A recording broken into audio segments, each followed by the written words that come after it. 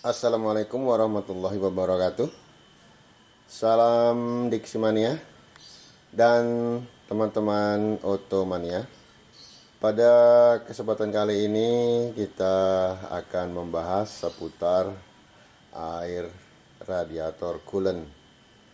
Nah, bagi sobat-sobat yang masih menggunakan air biasa maupun yang telah mengganti dengan air coolant, beberapa hal yang wajib kita ketahui tentang pendingin air radiator tersebut.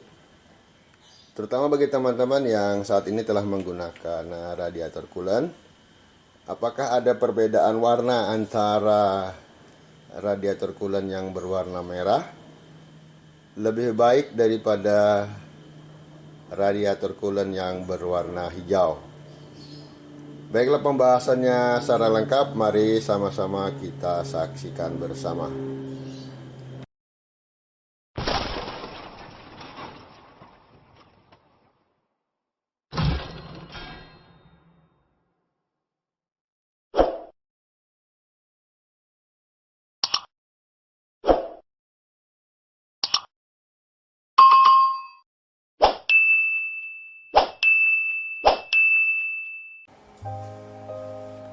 Sebelum kita masuk pada pembahasan dan fungsi air radiator, ada baiknya kita mengetahui tentang fakta-fakta yang menarik seputar bagian pendingin mobil ataupun motor ini. Nah, berikutlah adalah fakta yang menarik yang perlu kita ketahui.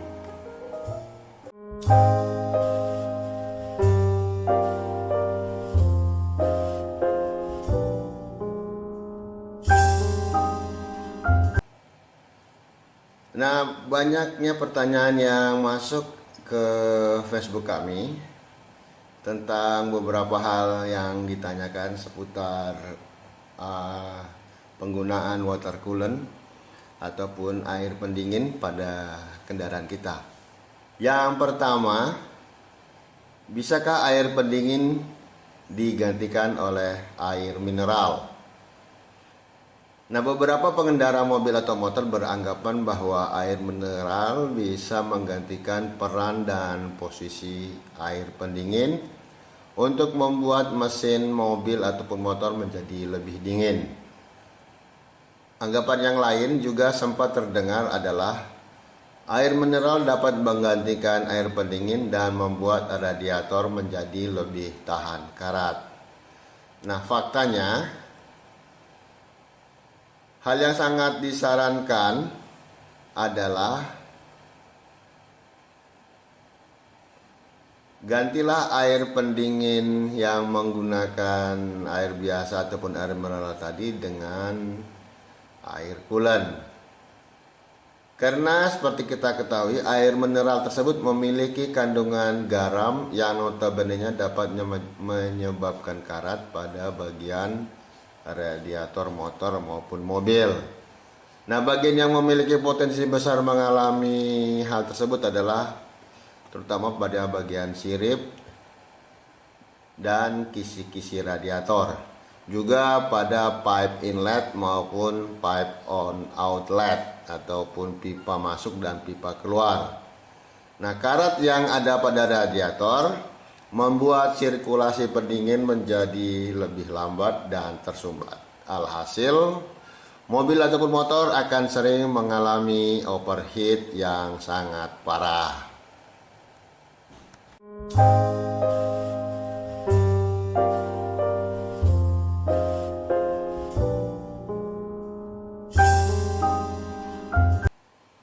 Nah, yang kedua, apakah air AC itu efektif untuk air radiator? Nah, banyak pertanyaan yang masuk ke Facebook kami. Seperti kita ketahui bahwa apakah fungsi pendingin ini dapat digantikan oleh air AC, itu sangat efektif sama dengan air coolant. Nah, kebanyakan beranggapan bahwa hal ini lumrah terjadi pada mobil ataupun motor balap. Tapi seyogyanya ini kurang baik untuk diterapkan pada mobil maupun motor, apalagi untuk kendaraan balap. Sebenarnya air tetesan AC dapat dijadikan campuran untuk coolant atau air radiator. Jadi air AC ini sebagai tambahan ataupun campuran yang kita gunakan sebagai konsentratnya adalah ethylene glycol maupun diethylene glycol dengan perbandingan 50 air biasa, air AC dan 50 ethylene glycol maupun diethylene glycol. Di mana masing-masing titik didih konsentrat tersebut di ethylene glycol itu adalah sekitar 197,4 derajat Celcius tanpa campuran. Sementara untuk titik didih diethylene glycol adalah 245 derajat Celcius tanpa campuran. Jadi seandainya kita menggunakan air AC sebagai campuran konsentrat tersebut, maka titik didih air AC yang tadinya hanya 100 derajat Celcius dengan mencampur ethylene glycol ini, maka mesin kendaraan kita bisa mencapai titik didih sama seperti air coolant yang dijual oleh pabrikan, yaitu sekitar 120 derajat Celcius. Nah, jika sobat ingin titik didihnya lebih tinggi lagi, kita bisa menggunakan konsentrat diethylene glycol. Nah, dengan campuran diethylene glycol tadi, maka titik didihnya menjadi sekitar 136 derajat Celcius, atau kita tetap menggunakan ethylene glycol dengan perbandingan 30 air AC dan 70% adalah ethylene glycol.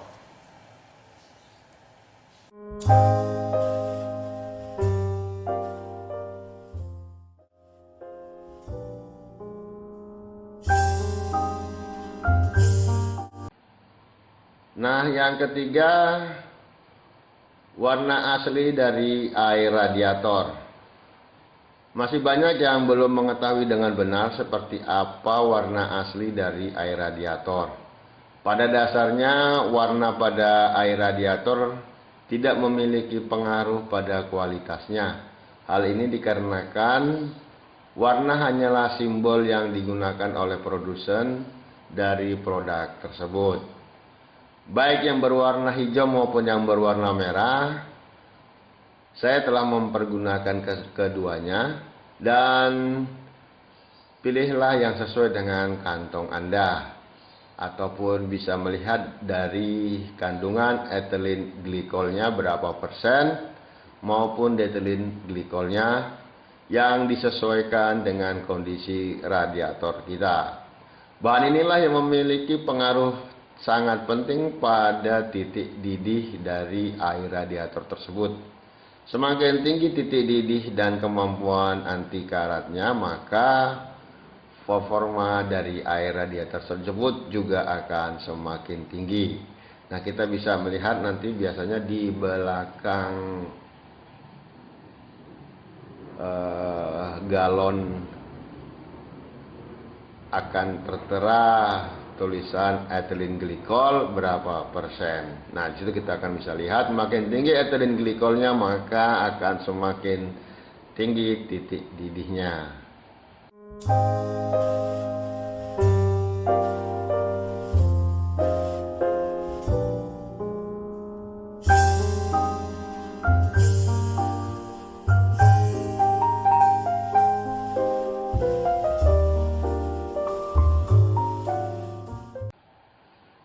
Nah, pertanyaan yang keempat, apakah air radiator coolant itu juga wajib diganti? Nah, ini pertanyaan yang juga masuk ke kita. Nah, pengalaman saya bahwa air radiator setelah 6 bulan itu biasanya warnanya akan memudar, dan ini juga akan ditandai dengan kemungkinan titik didih yang ada pada konsentrat tadi atau formula tadi juga akan semakin menurun. Maka sebaiknya kita harus mengganti ataupun mencuci ulang dengan isi baru setiap 9.000 ataupun 10.000 kilometer. Dan kalau kita hitung interval ya sekitar 6 bulan sekali pemakaian. Nah, melihat bagaimana air radiator memiliki rentang waktu seperti ini, kita harus ekstra mengawasi agar radiator berfungsi dengan baik. Terlebih lagi bagi kita yang hobi touring, teman-teman Corolla DX, yang hobi berpergian jauh, selalulah mengecek air radiator tersebut. Dan ini menjadi suatu agenda yang wajib dicek setiap kali akan berangkat.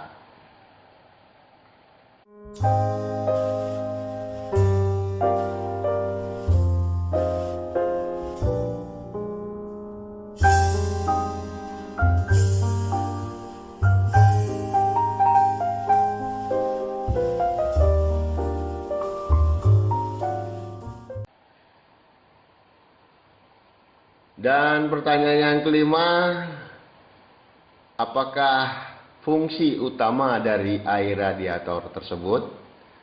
Nah, di sini saya jelaskan secara singkat. Air radiator itu digunakan sebagai pendingin mesin agar mesin kendaraan kita tidak mengalami overheat. Nah, fungsinya juga sebagai penjaga temperatur atau suhu mesin agar tetap optimal. Nah, senyawa kimia yang terdapat di dalamnya pada air coolant misalnya juga berfungsi sebagai proteksi pada bagian sistem pendinginan. Nah, perpaduan di antara dua bahan utama yakni air radiator dan formula tadi, di samping juga untuk meningkatkan titik didih, juga mencegah logam di dalamnya terhindar dari korosif. Tidak hanya itu saja, air radiator juga digunakan untuk menjaga agar karet-karet di dalam kendaraan kita tetap lentur dan tidak cepat mengalami pemuaian yang bisa menyebabkannya menjadi kaku dan gampang patah ataupun putus.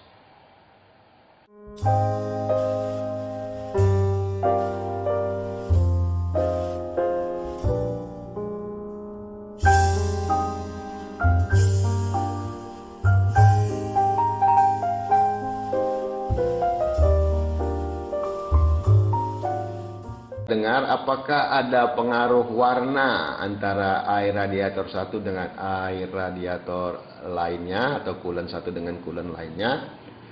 Nah, di sini hanya terjadi apabila teman-teman tidak mengetahui, ada yang bilang bahwa radiator merah lebih baik daripada radiator coolant berwarna hijau. Nah, ini hanya faktor pemasaran saja, karena di pasaran terdapat 3 warna sebenarnya, merah, hijau, dan orange.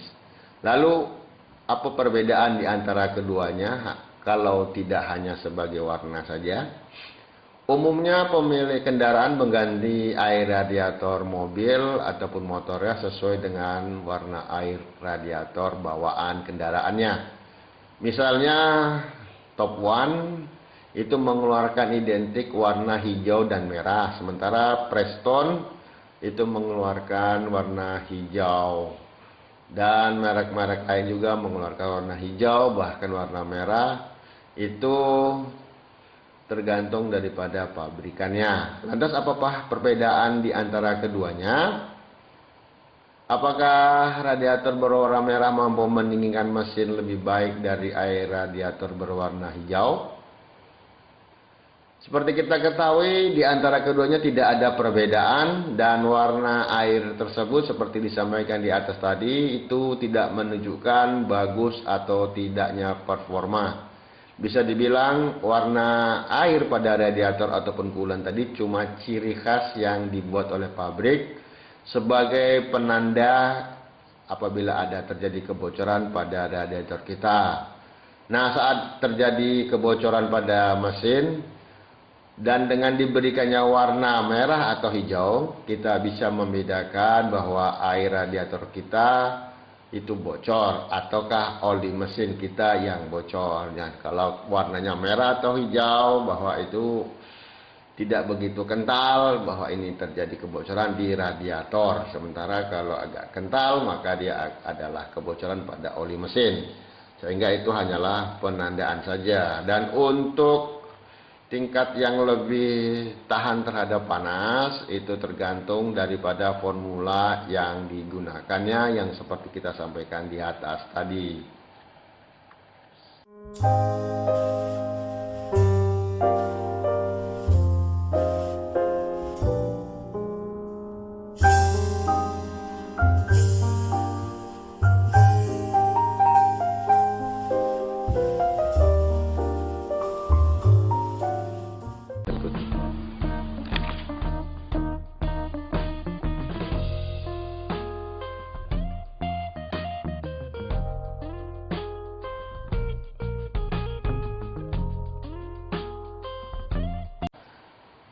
Bisakah air radiator biasa yang sering kita pergunakan di mobil kita harian itu tiba-tiba kita ganti dengan coolant? Ini pertanyaan yang cukup menarik. Nah, jawabannya saya pikir itu tidak boleh ya. Karena pemakaian air biasa itu menyebabkan pipe water inlet dan water pump berkarat, karena air biasa itu mengandung garam ataupun mineral yang cukup tinggi yang mampu mengakibatkan korosif pada pipe water inlet ataupun pipe water outlet. Nah, kalau kita harus menggantinya, kita harus perhatikan dahulu tanda-tanda karat, terutama pada tutup radiator kita. Nah, sebaiknya apabila terjadi karat pada tutup radiator, jangan langsung diganti coolant, apalagi kita melakukan radiator flushing. Takutnya radiator kita nanti malah bocor dan menjadi kambing hitam bahwa coolant mengakibatkan bocor pada radiator. Tetapi sesungguhnya karena memang coolant kita itu mampu merontokkan karat, karena dia mengandung zat aditif yang mampu merontokkan karat. Nah, apabila sobat ingin mengganti coolant, ada perlakuan yang harus kita lakukan, yaitu korok semua karat-karat di dalam radiator, kemudian cek saluran inlet dan outlet. Karena air biasa mengandung kadar garam dan logam yang cukup tinggi, maka hal inilah yang mempercepat terjadinya karat pada kisi-kisi radiator, baik pipa outlet maupun inletnya, juga saluran-saluran lain dan karet-karetnya. Nah, apabila ini terjadi, kita harus melakukan ini semua. Kita cuci bersih, kita servis ulang radiator kita, baru kemudian kita isi dengan water coolant yang sesuai dengan spesifikasi dan formula yang kita harapkan. Oke Sobat Diksimania, demikianlah sekilas tentang air radiator dan fungsinya. Semoga bermanfaat bagi teman-teman semua, dan saat ini kita sedang dilanda COVID-19, maka tetap patuhi protokol kesehatan agar kita tetap selalu sehat, dan semoga kita juga tetap dalam lindungan dan diberi rezeki yang barokah oleh Allah Subhanahu wa taala. Amin amin amin ya rabbal alamin. Terima kasih kepada teman-teman semua yang telah menyaksikan video kami. Tolong like and subscribe agar kita mampu berkarya lebih banyak lagi. Wassalamualaikum warahmatullahi wabarakatuh.